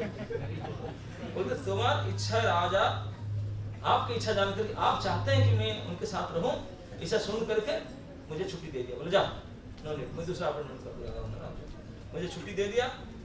केवल इतना नहीं, बोले छोड़ दिया ना, केवल ऐसे नहीं छोड़ा, कैसे छोड़ा ना, आमी कही आमा हईते न है विषय। बोला बोले मैं बोला कि राजा जी मेरे से और ये काम नहीं होगा, मैं तो भजन करूंगा, तो ठाकुर जी के पास जा करके मुझे प्लीज छुट्टी दे दीजिए, मैं नौकरी नहीं कर सकता, मेरे से और ये विषय भोग नहीं हो सकता, आप क्वार्टर फाटर सब संपत्ति बाड़ी आप सब ले लीजिए, मेरे से नहीं होगा। मैं जैसे ये बात कहा, बोला आमी कही आमा हईते विषय न है विषय, चैतन्य चरण रहूं यदि आज्ञा है, आप आज्ञा दो तो मैं चैतन्य महाप्रभु के चरण में जाकर रहूं, जैसे मैं बात कहा, तुम्हारा नाम सुनी राजा अति आनंदित हईल। जैसे मैं बात कहा, चैतन्य महाप्रभु के चरण में जाकर रहना चाहता हूँ, अब विषय भोग में राजपद में नहीं रहना चाहता, गवर्नरशिप में छोड़ना चाहता हूँ। आपका नाम सुनते ही राजा ने अति आनंदित हो गया। अति आनंदित हईल, आसन होते उठी मोरे आलिंगन कैल। आपने सिंहासन से उठकर खड़ा हो गया, आकर के मुझे आलिंगन। वाह, आप चैतन्य महाप्रभु को बचाना चाहते हैं, प्लीज गो अहेड। मोरे आलिंगन कैल, तुम्हारा नाम सुनी हईल महाप्रेमावेश। राम कहते हैं कि महाप्रभु आपके नाम राजा सुन करके महाप्रेम में आवेश हो गया। और मोरा हाथ धरी करे विरति विशेष, तो फिर मेरा हाथ पकड़ कर दो हाथ में ले करके बड़े प्रेम करके मुझे बोलने लगे। राजा ने क्या बोला, तुम्हारा जे बर्तन तुम्हें खाओ सही बर्तन, निश्चिंत हैया भज चैतन्य चरण। समझ में क्या बोलते हैं? बोलते हैं बर्तन मतलब सैलरी, जो आपको मैंने भत्ता दे रहा था, जो क्वार्टर, जो सुविधा, जो सब सैलरी मंथली मेंटेनेंस देता था, वो बर्तन वो आपको वही मिलेगा, उसमें कोई कमी नहीं रहेगा आजीवन। मतलब तुम्हारा जो बर्तन सही तुम्हें खाओ, वो तुम्हें मिलेगा, उसमें कुछ कमी नहीं होगा। जो फैसिलिटी, जो मेंटेनेंस, जो नगद मिलता था आपको चेक में, नगद में, जो जैसे सब आज आपको मिलेगा, लेकिन कुछ काम नहीं। काम क्या? निश्चिंत हैया भज चैतन्य चरण। निश्चिंत होकर के चैतन्य महाप्रभु के चरण चिंतन करो, आपका वही काम है, पूरी मेंटेनेंस अलाउंस सब मिलेगा।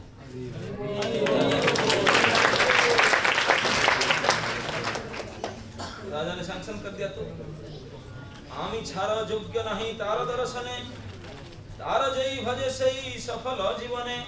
राजा ने कह रहा है, वो भी बोलते मैं तो छार हूँ, मैं इतने तुच्छ हूँ, इतने हीन हूँ, मैं उनका दर्शन से वंचित हूँ, मैं उनका दर्शन नहीं कर पाता। कम से कम तुम तो दर्शन करोगे, मेरे बात थोड़ा सिफारिश करना। आमी छार योग्य नहीं तारा दर्शन, उनका दर्शन तो मैं नहीं कर पाता हूँ। तारा जई भजे तारा सफल जीवन, लेकिन मैं जानता हूँ सारों मुझे वकालत, उनका जो भजन करेगा उनका जीवन तो सफल होगा ही होगा। राजवाक्य परम कृपालु ते हाँ ब्रजेंद्र नंदन, कौन जन्मे मोरा अवश्य दिवे न दर्शन। बोले मैं समझ रहा हूँ, बहुत सुना मैंने सार्वभौम आदि से, परम कृपालु प्रभु वही ब्रजेंद्र नंदन है। राजा मान लिया कि कौन? चैतन्य महाप्रभु साक्षात ब्रजेंद्र नंदन कृष्ण है। बोलते परम कृपालु ते हो ब्रजेंद्र नंदन, कौन जन्म में अवश्य मरे दिव्य न दर्शन। कोई जन्म में, इस जन्म नहीं किसी जन्म में तो मुझे दर्शन देंगे, मैं तो वही आशा लेकर बैठा, और क्या कर सकता। जे तहारा प्रेम आरती देखिलु तुमाते, तारा एक प्रेम ले स नहीं क आमाते। बोला मुझे क्यों दर्शन देगा? मैं जो आपके अंदर उनके प्रति जो प्रेम देख रहा हूँ, गवर्नर के पोस्ट छोड़ करके भिखारी बन करके उनका भजन करना चाहते हो, तुम्हें कितना प्रेम है उनके प्रति। इसको राजा कहता है, जे तहार प्रेम आरती देखिलु तुमाते, उनके प्रति जो प्रेम आपके अंदर में देख रहा हूँ, तारा एक प्रेम लेस नहीं, क्या मतलब उनका तो एक लेस मात्र मेरे से नहीं, तुम इसे कैसे दर्शन देंगे? कभु कहे तुम्ही कृष्ण भक्त प्रधान, तुमा कहे प्रीति करे सही भाग्यवान। तो महाप्रभु कहते हैं राजा को, बोलते हैं राय वास्तविक राजा के प्रेम इसलिए नहीं, राजा का क्यों प्रेम है? क्योंकि आप बहुत बड़े उच्च कोटि के कृष्ण भक्त हैं। प्रभु कहे तुम्ही कृष्ण भक्त प्रधान, आप प्रधान कृष्ण भक्त है। आप तुम्हारे जो प्रीति करे, आपको जो प्रीति करता है तो वो तो भाग्यवान होगा। तुम्हारे जो प्रीति करे सही भाग्यवान। इसमें सिद्धांत है, समझने का क्या सिद्धांत है?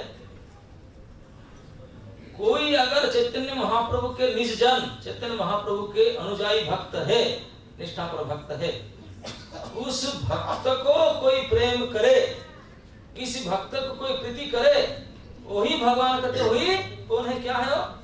भाग्यवान है, यही भाग्यवान। तो भाग्यवान कौन है महाप्रभु की भाषा में? जो भक्तों को प्रेम करता है, भगवान को नहीं, भक्तों को प्रेम करता है, वो भाग्यवान। महाप्रभु ये कहते, जे तुम्हारे प्रीति करे सही भाग्यवान। रामानंद राय कहते हैं कि राजा आपको प्रेम करता है तो निश्चित भाग्यवान है।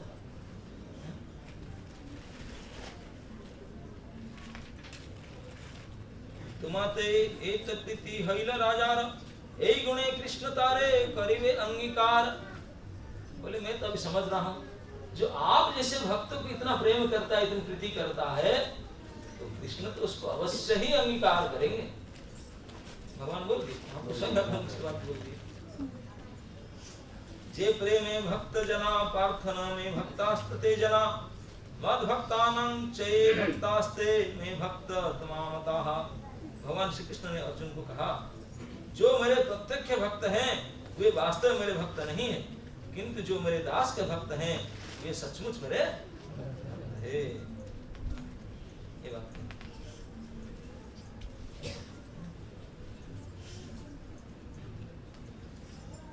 मेरे भक्त बड़ी सतर्कता तथा आदर से मेरी सेवा करते हैं, वे अपने सारे अंगों से मुझे नमस्कार करते हैं, वे मेरे अन्य भक्तों की पूजा भी करते हैं, वे सारे जीवों को मुझसे संबंधित पाते हैं, वे मेरे लिए अपने शरीर की सारी शक्ति लगा देते हैं, वे मेरे गुणों तथा रूप की महिमा का बखान करने में अपनी वाणी का प्रयोग करते हैं, वे अपना मन भी मुझे अर्पित कर देते हैं और सारी भौतिक इच्छाओं को त्यागने की चेष्टा करते हैं।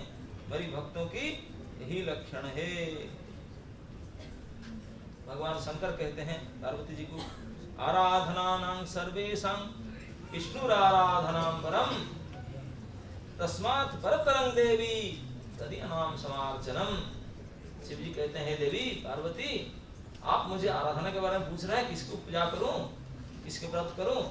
आराधनानां सर्वेषां, संसार में जितने प्रकार की पूजा उपासना है सबसे श्रेष्ठ है भगवान विष्णु की आराधना पूजा उपासना करना। लेकिन देवी फिर भी बता दो, उससे भी बड़ा और है, उससे बड़ा विष्णु तो पूजा सबसे बड़ा, उनसे बड़ा पूजा ना, हमसे बड़ा क्या पूजा? तदीय नाम तस्मात् परतरं देवी, उससे भी बढ़ करके तदीय नाम समार्चनम। तदीय कौन है ना? जो भगवान के है उनके पूजा भगवान से भी बढ़ करके। ये बात है। एक मैंने महात्मा से एक घटना सुना था, उन्हें कह रहे थे, एक बार भगवान शंकर और पार्वती अपने फ्लाइट में जा रहे थे, तो हठात एक जगह पर लैंडिंग की। पार्वती जी को समझ नहीं आया, हम कहीं जा रहे थे, यहाँ क्यों लैंडिंग कर रहे हैं? अब भाई लैंडिंग करे और नदी का किनारा पट्टा सा था, जंगल, कोई गांव ना घटना कुछ नहीं था, है? तो वहां पार्किंग किए, लैंडिंग करके भगवान ने तुरंत दंडवत प्रणाम कर दिया। कोई नहीं, निछाट नदी का पट्टा था, जंगल, कुछ काम कर कुछ नहीं, वहां दंडवत प्रणाम किए, थोड़ा धूल लेके सर में लगाए, फिर बोले बोल हो गए, चलो बात बोले रुको तो सही, बताओ ये क्या किस लिए सब चल रहा है? मेरे को समझ में नहीं आ रहा। यहाँ उतरे क्यों? कुछ नहीं है, ना गाँव ना घर ना घाट ना बाड़ी, कुछ नहीं, यहाँ आकर दंडवत लगाए, धूली लगाए और उठते बोले चलो ना, पता नहीं चला क्या? ये स्थान बड़ा महत्वपूर्ण है मेरे लिए, नमस्य है, पूज्य है, इसलिए मैं आकर। क्यों क्या हो गया? तो कोई है नहीं ना? नहीं, आज से लगभग कई हजार साल पहले यहाँ एक भगवान के निष्ठा पर भक्त भजन कर रहे थे, तो कई हजार साल पहले भक्त यहाँ थे, इसीलिए अभी भी ये भूमि तीर्थ मेरे लिए तो पूज्य है, समान है, इसलिए मैं लैंडिंग करके प्रणाम करता हूँ। भूमि को यहाँ भगवान के श्रेष्ठ भक्त भजन किए थे, इसलिए मेरे लिए प्रणम्य है जाना। अच्छा, पार्वती प्रणाम की तो चल दिए, जाते जाते फिर हटा दोबारा लैंडिंग की। भाई क्या इधर भी कुछ नहीं, एक जंगल सा है, उस जंगल में उतर करके उधर भी दंडवत मारे, वो धूल लगा, बोले यहाँ क्या बात है ना? पता नहीं ना, 2-4-5 हजार साल बाद में यहाँ के श्रेष्ठ भक्त होगा, इसीलिए अभी से एडवांस में उसे प्रणाम करते हैं।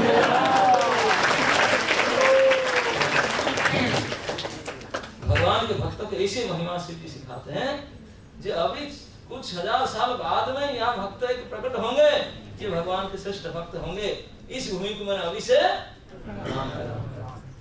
जो कुछ हजार साल पहले हुए थे तब भी प्रणाम, अभी आगे होंगे तब भी प्रणाम। इसीलिए वैष्णव भजनों में हई छेना हई वेना प्रभु रजत दास सवार चरण मंदे दंत करी दास। तो भगवान से भगवान के भक्तों का महिमा कुछ और ज्यादा है। यही तो कहते हैं, जो गुरुजन होते हैं वो भगवान के जन होते हैं, भगवान के निज जन होते हैं, किंतु प्रभुर्य प्रिय एव तस्य, प्रभु के प्रिय होते हैं तभी गुरु बन पाते हैं। तो गुरुजन क्यों महान है? तो एक गोस्वामी कहते हैं, राम ते अधिक करि रामदासा, असमन कर विश्वास। रे मन को विश्वास करो, राम से भी राम के दास और पावरफुल है, अधिक है उनसे। क्यों? बोलते हैं प्रभु सिंधु घन सज्जन धारा, चंदन तरुहरि संत समीरा। बोलते हैं समुद्र देखे आपने, कितने पानी के पानी, हजार हजार गैलन पानी भरा हुआ है समुद्र में, पानी भरा हुआ है, जलधि है, अम्बुधि है, सागर है, लेकिन आपके खेती सूखा पड़ती मत रहा। क्या मतलब है समुद्र में पानी रहता तो पता है? मतलब समुद्र में पानी तो भरा हुआ है, सिंधु के समान जलधि, जल के सागर है, लेकिन आपका खेती सूखा मर रहा है। आप लोग तो इस सिंधु से क्या मतलब है? बोलते हैं फिर बोले जो संत जन है, गुरुजन है, वो क्या करते हैं, इस जल बारिधि, इस सागर से, सिंधु से एक किनाल बन जाते हो, धारा बन जाते, धारा बन करके उनसे पानी ला करके आपके खेती में, सूखा खेती में जाके छोड़ते हैं। अगर वो किनाल ना होता तो आपको जल सेचन हो पाता? तो समुद्र का बड़ाई नहीं, किसका बड़ाई है? किनाल की। वो पानी लाया समुद्र से, पानी अपना सा नहीं है, उनका पानी है, उन्हीं पानी को ला करके आपको दे दिया। गुरु जी का ही काम है, डाकिया का जैसा, उन्हीं से ला कर आपको देता है, उनका कुछ नहीं, बस एक काम करते हैं, प्रभु से ला कर आपको दे देते हैं। वो तो किनाल बन करके वही पानी ला करके आपकी खेती में पहुंचा दिया। तो इसलिए ये महान है, नहीं तो किनाल ना होता तो आपका खेती मरता, समुद्र में पानी रहकर क्या होता। दूसरी प्रमाण देते हैं, चंदन तरुहरि संत समीरा। बोलते हैं चंदन के पेड़ आपसे देखे नहीं देखे होंगे, चंदन देखे होंगे, चंदन का पेड़ तो नहीं देखे होंगे। चंदन काष्ठ है, मतलब तो पेड़ से आता है, चंदन पेड़ देख करके पहचान भी नहीं पाएंगे। अगर चंदन का पेड़ इधर ही हो, आप कैसे पहचानेंगे? चंदन का दो विशेषता होता है, क्या? सुगंधता और शीतलता, कूलिंग इफेक्ट। चंदन बहुत शीतल होता है, शीतलता और सुगंधता चंदन वृक्ष का दो विशेषता है, जिससे चंदन को पहचाना जाता है, उनका महत्व है। लेकिन चंदन के पेड़ के नीचे आप बैठे ही हो, आप तो जानते नहीं चंदन का पेड़ कैसा है, उसके पेड़ के नीचे बैठे वही चंदन का पेड़ है। अगर हवा, समीर मतलब हवा, पवन, अगर हवा ना हो, पवन भी ना हो, तो आपको सुगंध और शीतलता का महसूस कैसे होगा? हो नहीं सकता ना। आपके नाक में सुगंध कैसे आएगा? हवा लगेगा ना। और स्पर्श कौन लाएगा? हवा ही लाएगा ना, शीतल स्पर्श। ये हवा ही नहीं है, चंदन के पेड़ के नीचे ऐसे पीठ लगाकर बैठे हो, तब भी नहीं पहचान पाएंगे कि वो चंदन पेड़ है, कुछ नहीं समझ पाएंगे। इसी प्रकार हरि महान है, चंदन के पेड़ जैसा अशेष गुणगण धाम। लेकिन क्या मतलब, हम कैसे पहचानेंगे? हवा ना हो, हम कैसे पता चलेगा कि उसमें है करके? तो बोले संत जो है, गुरुजन जो होते हैं, वो पवन बन करके हरि के गुण को ला करके आपके चरण में, आपके नासा में, घ्राण शक्ति में देते हैं, तब तो पता चला कितने शीतल, कितने सुगंध। ये कैसे पता चला आपको? संत समीरा, समीर इस गुणों को ला करके आपको दिया। समीर का अपना कुछ नहीं है, सब हरि का है, उन्हीं के गुणगण ला करके आपको देता है। वही प्रचारक जन, वही हरि भक्त गुरुजन ऐसे ही होते हैं, इसलिए वो हरि से ही बढ़ते हैं। तो आराधनानां सर्वेषां विष्णुराराधनां परम, तस्मात् परतरं देवी तदीयनां समाचर।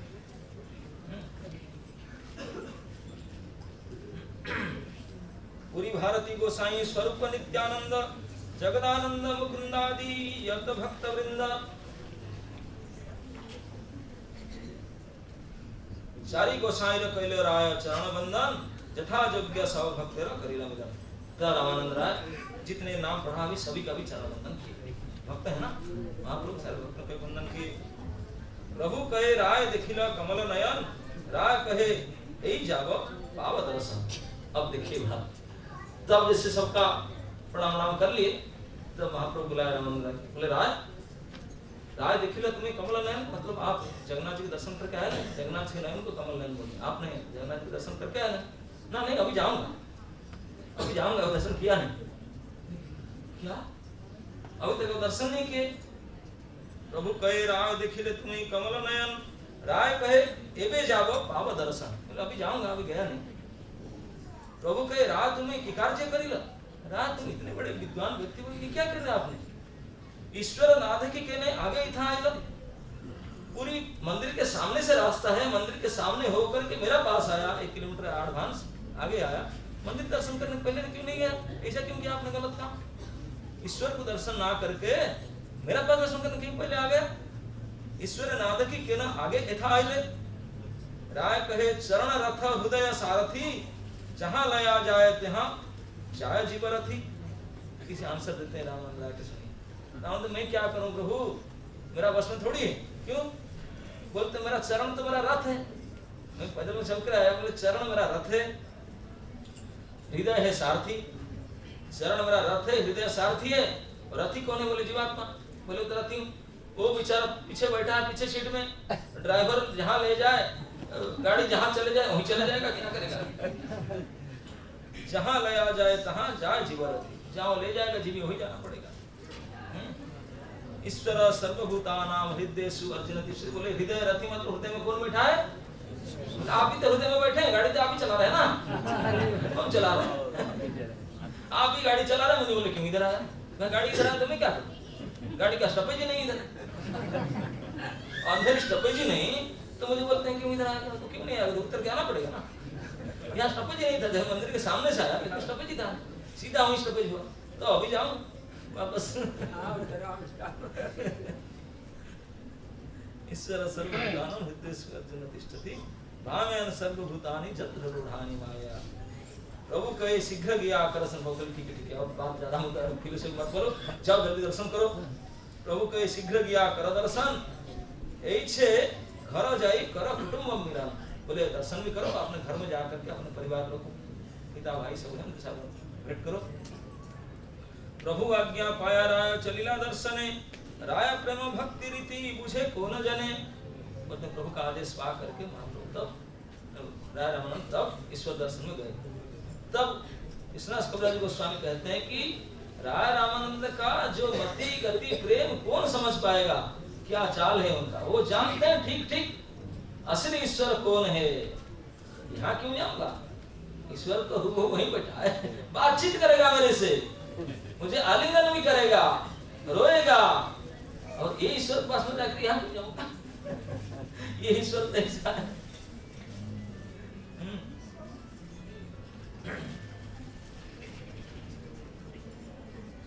श्री राजा सार्वभौम बुलाइला, सार्वभौम नमस्करी ताहारे पुछिला। तब राजा मंदिर के दर्शन, जगन्नाथ जी के दर्शन करने के बाद अपने वास में आए, अपने क्वार्टर में राज भवन में आकर के इमीडिएट ऑर्डर के मिलने के लिए किसको? सार्वभौमाचार्य उनको खबर भेजा। सार्वभौम आके तुरंत पहुंचे, राजा बुलाए तो राजा ने बोले मोरो लागी प्रभु पदे पहले निवेदन। राजा ने तुरंत मेरे लिए प्रभु से अपॉइंटमेंट फिक्स किया था, मैं कटक से यहाँ तक आया, आपने अपॉइंटमेंट लिया ना, टाइम फिक्स किया ना। मोरो लागी प्रभु पदे पहले निवेदन, सार्वभौम कहे कईनो अनेक जतन। बोले क्या करूं, बहुत जत्न किया, उसका मतलब कुछ गड़बड़ी है। तथापि ना करते हो राज दर्शन। बोले क्या करूं, फिर भी वो राजा के दर्शन करने को राजी नहीं होता। क्यों? अरे मैं क्या कहूं, वो दोबारा कहने को डर लगता है। क्यों? ना क्षेत्र छड़ी जावन पुनः जदी करी निवेदन। वो दोबारा जब मैं कहूंगा, मुझे धमकी दिया कि मैं क्षेत्र छोड़ के चला जाऊं, तो डर के बारे में कभी नहीं सकता। सुनिया राजा रमना दुख बुझिला। राजा सुनकर के बड़ा दुखी हो गया। दुखी नहीं होगा? राजा राजा है, गजपति महाराज है, पूरे क्षेत्र के खंड मंडल के मालिक है, तभी तो राज शासन था। और ये कि सन्यासी बाबा जी है, कहीं ना घर ना घाटी होने के लिए रहने के लिए व्यवस्था राजा ने कराया। उनके ये हाथ राजा को दर्शन ही देना मना कर दिया, और बोलता है कि दोबारा राजा भेंट का बात कहेगा तो मैं छोड़ के चला जाऊंगा। राजा इतने दुखी हो गए, हाँ बड़े दुखी हो गए। सार्वभौम से इसे बात सुनना नहीं चाहते थे, और सबके पात्र मंदिर के सामने सार्वभौम बता देते क्या, बहुत जत्न किया था लेकिन वो कसम खा बोला नहीं, दोबारा मत बोलना मेरे सामने, दोबारा बोलेगा तो मैं चला जाऊंगा। ये बात भी बता दिए सारे, क्योंकि राजा फिर उनको फोर्स करता है, बोल दिए। राजा ने इस बात को सुनकर के इतने दुखी हो गए, विषाद करिया किछु कहिते लागे, बड़े दुखी होकर के कुछ बोलने लगे। क्या बोलने लगे? पापी नीच उद्धारिते तारा अवतार, जगाई माधाई ते कोयला उद्धार। राजा ने बोल रहा है, बोल तो मैंने सुना है कि पापी नीच पतितों को उद्धार करने के लिए ही उनका अवतार हुआ है। अवतार ने फिर किया भी काम, क्या न जगाई माधाई जैसे महापापी को मैंने उद्धार भी किए हैं। प्रताप रुद्र छाड़ी करीबे जगत निस्तार, यही प्रतिज्ञा करी करी अच्छा होता। क्या अवतार यही अवतार के समय एक प्रतिज्ञा लेकर आया था कि प्रताप रुद्र राजा को छोड़ करके बाकी सारे को उद्धार करूंगा, इसके लिए अवतार लिया था ना। क्या राजा के स्टेटमेंट, प्रताप रुद्र छाड़ी करीबे जगत निस्तार, यही प्रतिज्ञा करी करी अच्छा होता। समझ में आया राजा क्या कह रहे? तारे प्रतिज्ञा मोरे ना करीबे दर्शन, मोरा प्रतिज्ञा तहा विना छाड़ी बजीवन। बोले अगर वो प्रतिज्ञा किया है कि मुझे दर्शन नहीं देगा तो सार्वभौम मेरा भी प्रतिज्ञा सुन लो। तारा प्रतिज्ञा मोरे ना दिवे दर्शन, मोरा प्रतिज्ञा तहा विना छाड़ी बजीवन। अब मेरा जीने की कोई इच्छा ही, अगर मुझे दर्शन नहीं मिलेगा तो मैं सुसाइड करना। यदि से ही महाप्रभुरा ना पाई कृपा धन, किवा राज्य किवा देह सब अकारण। देखिए राजा किस प्रकार बोलते, इस प्रकार इस महाप्रभु का अगर कृपा मेरे ऊपर नहीं हुआ तो राज्य से, ये धन से, वैभव से, सम्मान से कोई मतलब, सब बेकार, सब अकारण। राजा का अंडरस्टैंडिंग अभी तो भेंट नहीं हुआ, देखा नहीं। ये तो सुनी सार्वभौम में हईला चिंतित, राजार अनुराग देखी हईला विस्मित। सार्वभौम भट्टाचार्य तो और फंस गए, बाप रे बाप, ये राजा कितने बड़े भक्त है, नहीं ये भाव है राजा का। वो बड़े विस्मित हो गए, चिंतित हो गए। राजा इतना अनुराग, महाप्रभु के चरणों में क्या अनुराग, क्या भक्ति है उनका। भट्टाचार्य कहे देवे ना करो विषाद, तुम्हारे प्रभु अवश्य हईबे प्रसाद। तब भट्टाचार्य ने बोला ठीक है, ये तो मैं निश्चिंत हूँ, क्योंकि महाप्रभु अवश्य मुझे बोले कि रात दर्शन नहीं करेंगे, ये बात सुनना भी नहीं चाहते, लेकिन महाप्रभु के स्वभाव को मुझे पता है, उनका जो स्वभाव है, उनका जो गुण है मुझे पता है। क्या गुण है क्या बताएंगे? बोलते हैं आप डरो मत महाराज जी, अवश्य आपका दर्शन होगा, डरो मत। क्यों?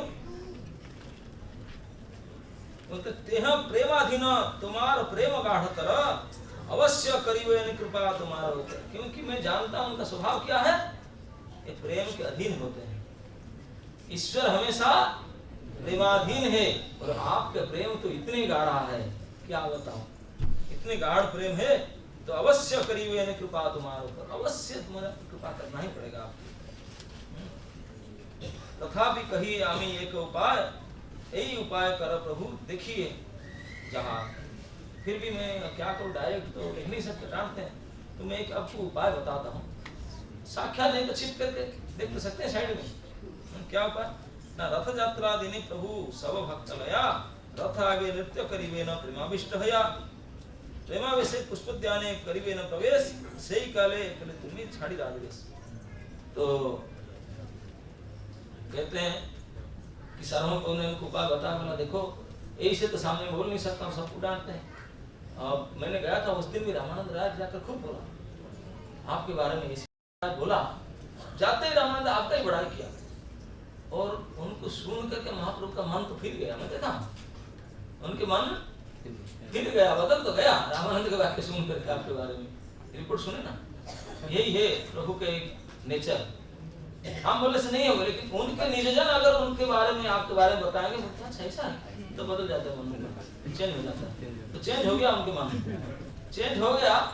अभी तो शायद इतने कड़ा नहीं रहेंगे, थोड़ा तो असर देंगे शायद, लेकिन फिर भी आप दर्शन करने के व्याकुल होते हैं। अब पूरी में कितना दिन है, नौ कितना 10 दिन, कोई बात नहीं। आप 2 दिन के पहले उनका कीर्तन है, अब आ जाना कीर्तन के समय, और भीड़ में खड़ा रहना सिविल ड्रेस में, राजा मंदिर नहीं आना, सिविल ड्रेस में आसान है, लोग भी नहीं जान पाएंगे और आप भी देख लेंगे कैसा है क्या उनके कार्यक्रम देख। सही में कौन सा दिन कितना दिन आना परसों शाम को है।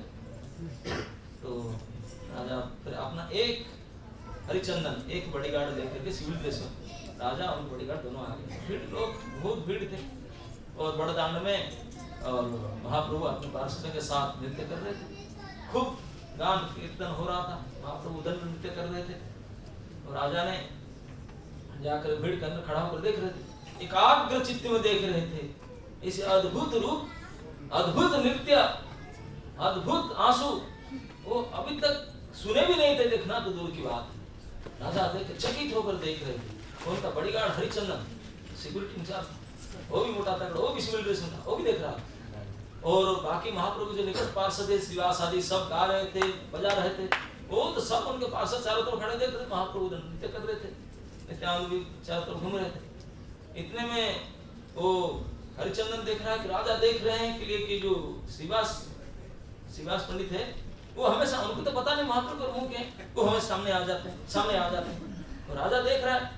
ऐसे कोई हम खड़े रहते हैं, कोई भक्त साइड घूम जाओ, देख दर्शन होता है। तो ऐसे ऐसे बार बार क्या था, हरिचंदन खड़ा था ना बॉडीगार्ड में, फिर सिविल ड्रेस में है तो राजा के सेवक था, तो बार बार श्रीवास ठाकुर को इसे साइड कर, साइड नहीं बोलता कि राजा है करके साइड 3 बार किया तो श्रीवास को डिस्टर्ब हो रहा था, बोले मैं नाक में हाथ ले रहा हूँ, ये बार बार कौन ऐसे आदमी मेरा पीछे से हाथ लगाता है। 3 बार इसका मोड़ करके धड़ाम से लगाया, एक बार 5 अंगुली बैठा दिया राजा के सामने, उनके चीफ सिक्योरिटी इंचार्ज।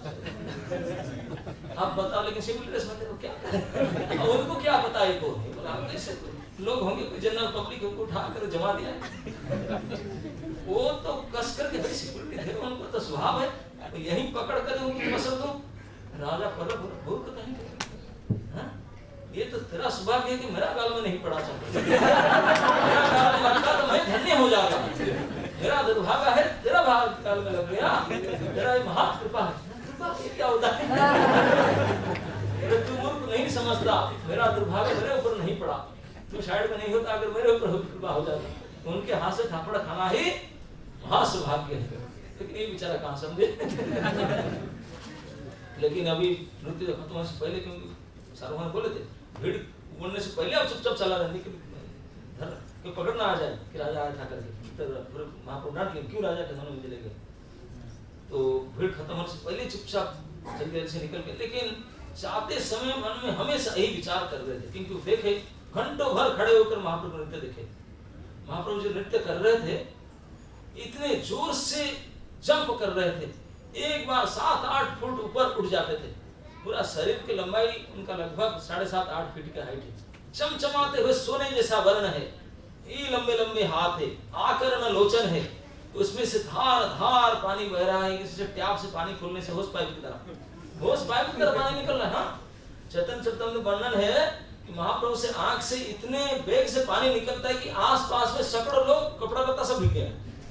आपका होश पाइप में तो इतना नहीं हो सकता, ये वर्णन है। हाँ, सारे भीग गए, इतने फोर्स से पानी निकल रहा था, होंगे आज से पता नहीं कितने पानी ऐसे पानी निकल रहा था। उसको देख करके और नीचे गिरते थे, इतने ऊपर उठ जाते थे, दुम नीचे गिरते थे, लोग तो सब आंख बंद करते थे, पता नहीं उनका हड्डी फड्डी सब चूर चूर हो गया होगा, इतने जोर से आछाड़ खा के गिरते थे और फिर उठते थे, फिर उधर कीर्तन करते थे। तो धूला में सारे शरीर में जो आंख के आंसू और शरीर से पसीना पूरे लथपथ हो चुका था और धूल में लोटपोट होते थे, पूरा शरीर धूल शरीर हो चुका था और उसमें से नाक से भी लिक्विड बह रहा था, मुख से भी लिक्विड बह रहा था। ये सब प्रेम के विवरण है, नाक से भी बहना, मुख से बहना, आंख से बहना, सारे द्वार से सब बहता था।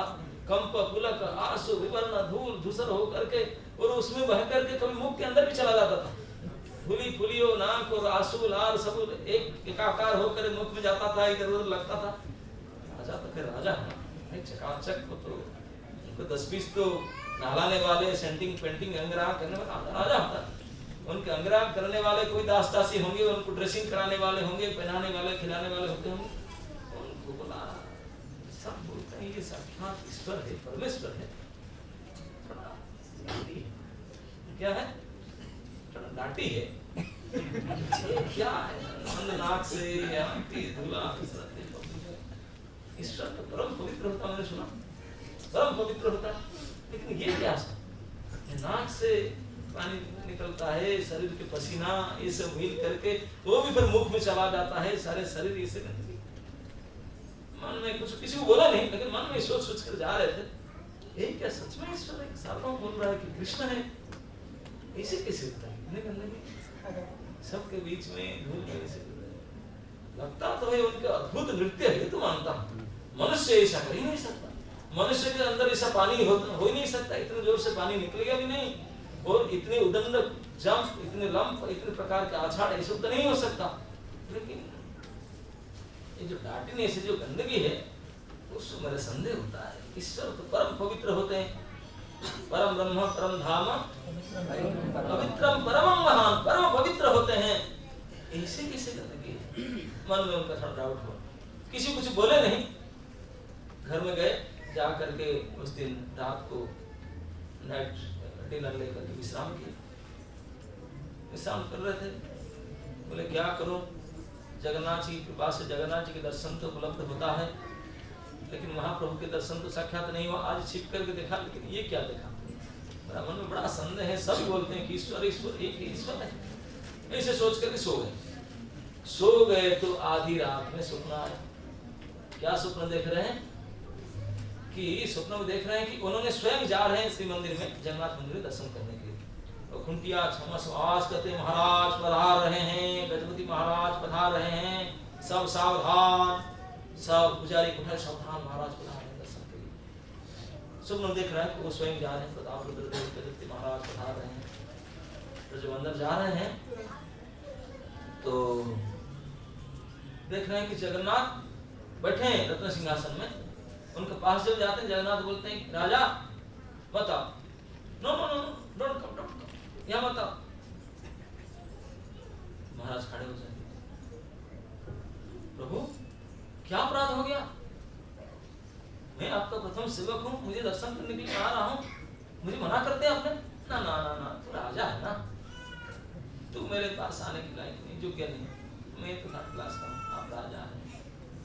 आप कितने पलंग पर सोता है, चंदन काट के बना हुआ पलंग, तुड़ी तड़ सज्जा, कितने दास दासी उसके कर्पूर चंदन लेपन करते हैं आपके शरीर में, कितने पवित्र वातावरण में रहता है, सुगंधी वातावरण में, तो देखा जगन्नाथ रत्न सिंहासन में कैसे दिखाई पड़ रहे, पूरा नाक से बह रहा है, आंख से बह रहा है, सारे धरी में शरीर में धुला धुसल थे, रत्न वेदी पर देख रहा है जगन्नाथ जी का यही हाल है, पूरा शरीर धूलि में भरा हुआ है, जगन्नाथ जी के नाक से बह रहा है, आंख से बह रहा है, पूरे पसीने बह रहा है, ऐसे ही दृश्य देख रहे हैं, जैसे दृश्य उस दिन में देखे थे महाप्रभु का, महाप्रभु नहीं जगन्नाथ जी के ठीक वही हाल, बोलते देखो मैं कितना गंदगी हूँ, कितनी डांटी हूँ, तो आप मेरे साथ आने के लिए योग्य नहीं, आप बताओ, मैं आप बताओ, आपके हिसाब से आपके राजवास ठीक है, मैं इसे बताओ मेरे पास।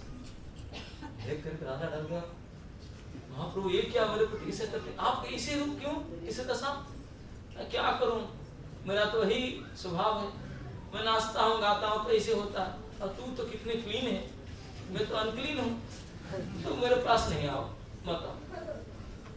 राजा देख करके डर गया, रोने लगा, बोले क्यों मुझे जगन्नाथ जी से मना कर रहे हैं, ऐसे सोच रहा था, हठात रत्न वेदी में जगन्नाथ बदल गए, जगन्नाथ की जगह पर कौन आ गए, महाप्रभु। अरे बाप रे बाप, आँख खुल गया उनका, भाई ये जगन्नाथ ही वही है, वही जगन्नाथ है, अब तो पूर्व हो गया, जो नाच गान धुला धुसरित जगन्नाथ रत्न वही महाप्रभु उनके जगह पर, और तुरंत फिर उनके जगह में जगन्नाथ आ जाते, फिर महाप्रभु आ जाते, फिर ही सो जाते, वो तो सो नहीं पाया, उठ करके सर में हाथ देकर बैठ गया, तो क्या हो गया, क्या करना हूं, तो बहुत अनुशोचना किया, मैं क्यों ऐसा मन में विचार किया, क्यों मन में विचार किया, ऐसे बहुत अनुताप पश्चाताप, पूरा रात भर। तब ये बात जब आकर के सार्वभौम बता कि मैं इसे कल रात को सपना देखा, पंडित जी क्या बता, अच्छा ऐसा देखा, तब तो हो गया काम, हो गया क्या, आपका तो कृपा हो ही गया। आप लोग सुपने आगे मतलब अभी आ जाएंगे, अब दर्शन हो जाएगा। कब होगा ना, चिंता मत करो, बड़े जल्दी होने वाला है। अब रथ यात्रा आ रहा है, उस दिन भी एक चांस लेना। क्या ना, रथ के सामने नाचेंगे, खूब नाचेंगे। जब नाचेंगे, नाच नाच तो थक जाते हैं। जो जगन्नाथ वल्लभ उद्यान है, गार्डन है, वहां जाकर के थक कर सो जाते हैं। बस सो जाते हैं तो तभी आप जाना, सिविल ड्रेस में जाना, लेकिन अपना कपड़ा उतार कर सादा पैसा पहन के जाना। अब जा करके वहां पहुंच करके एक मैं बताता हूँ, इसको गान करना। जो भागवत के 10वें स्कंद के गोपिका की 31 अध्याय है, 31 अध्याय, इस अध्याय को गान करना।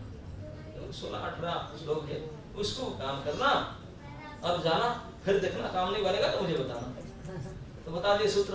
तो राजा जी तुरंत अपने ड्रेस बदल करके बिल्कुल सिविल ड्रेस में आगे, कोई पहचान नहीं पावे। और रथ यात्रा रथ के सामने तो महाप्रभु नृत्य करते करते करते थक गए। जगन्नाथ वल्लभ के सामने थक गए, जाकर के उद्यान में सो गए। जैसे सो गए तो प्रताप सादा ड्रेस में जाकर तो इसके बाकी लोग तो रथ के सामने से भीड़े अकेले चले गए। जा करके महाप्रभु के पास पहुंच गए और सोए है इस भगवत विग्रह को शरण दबाने लगे। शरण दबाते दबाते वही श्लोक गाने लगे, जयति ते धिकं जन्मनाथ जय। ये श्लोक गाने लगे। गाते गाते 1 2 3 4 5 6 7 8 9वां श्लोक, टोटल 18 श्लोक है उसमें। 19वां श्लोक तो विज्ञप्ति है। 18 श्लोक जब मिडिल पॉइंट में कौन सा श्लोक मिडिल जानते हैं हम? तब कथामृतं तप्त जीवनं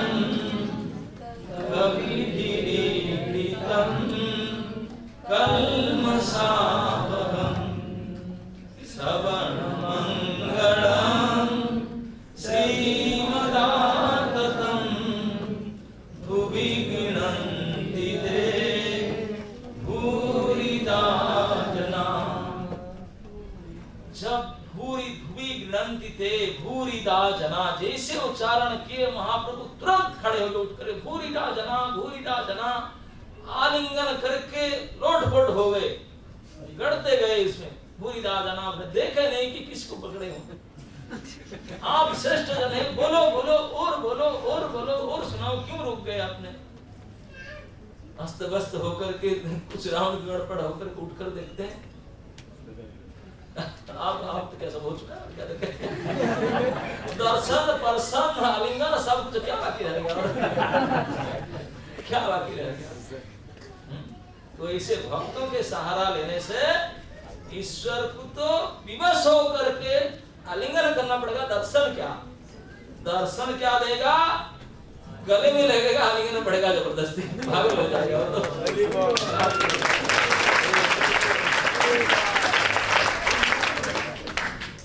आपके समय हो चुका है।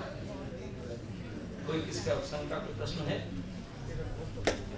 मुझे पता नहीं 2-3 दिन तक आपने कितने टॉलरेट किए इस कर्कश वाणी को, बड़े बोर हुए होंगे। कोई गलती शक्ति आपको माफ करेंगे।